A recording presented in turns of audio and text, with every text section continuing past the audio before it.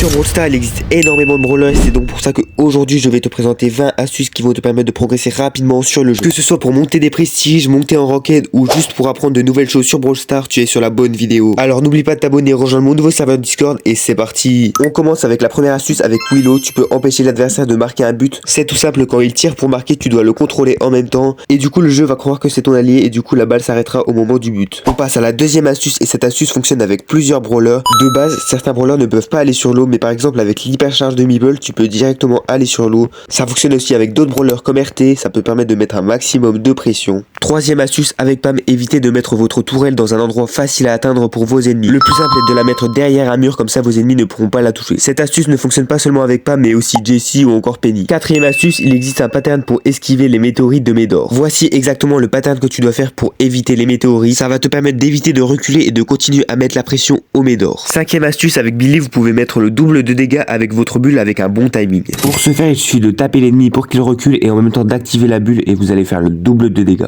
Sixième astuce avec Elisa, pour faire 2 fois plus de dégâts, s'il y a un ennemi juste à côté de vous, vous devez tirer puis envoyer le gadget, comme ça vous allez faire le double de dégâts. Huitième astuce avec le brawler Tara, je vois beaucoup trop de gens mal jouer ce brawler. Quand vous n'êtes pas au corps à corps, je vous conseille de viser sur un ennemi un peu sur le côté, comme ça vous allez toucher 2 munitions au lieu d'une. Huitième astuce avec Gaël, vous pouvez passer un adversaire derrière un mur en utilisant le gadget au bon moment, et en même temps son autre gadget Tornade permet d'annuler presque n'importe quel super, que ce soit Kid, Buzz ou encore Frank. Neuvième astuce avec le brawler Jackie, vous pouvez enfermer la balle dans un mur si les adversaires ont rien pour casser. Bon, en vrai personne n'utilise ce gadget de Jackie, mais bon, c'est très utile pour troll.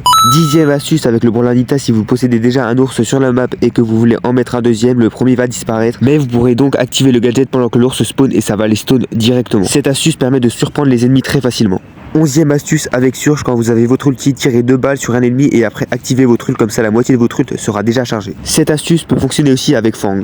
Douzième astuce avec les brawlers qui ont énormément de déplacements comme Kenji, Mida ou encore Kazé, vous pouvez utiliser cette vitesse pour feinter. Par exemple, en face il y a un Frank, vous pouvez vous rapprocher et quand il va utiliser son ulti, vous reculez en même temps. Comme ça il va gâcher un ulti pour rien et en plus ça se trouve il va open la map et ça va vous avantager dans la game. Treizième astuce avec le brawler Maisie, pour pouvoir faire un carnage, je vous conseille d'utiliser son gadget pour dash en avant et enfin d'activer votre ulti. Ça va vous permettre de vous rapprocher des ennemis et d'enchaîner vos ultis.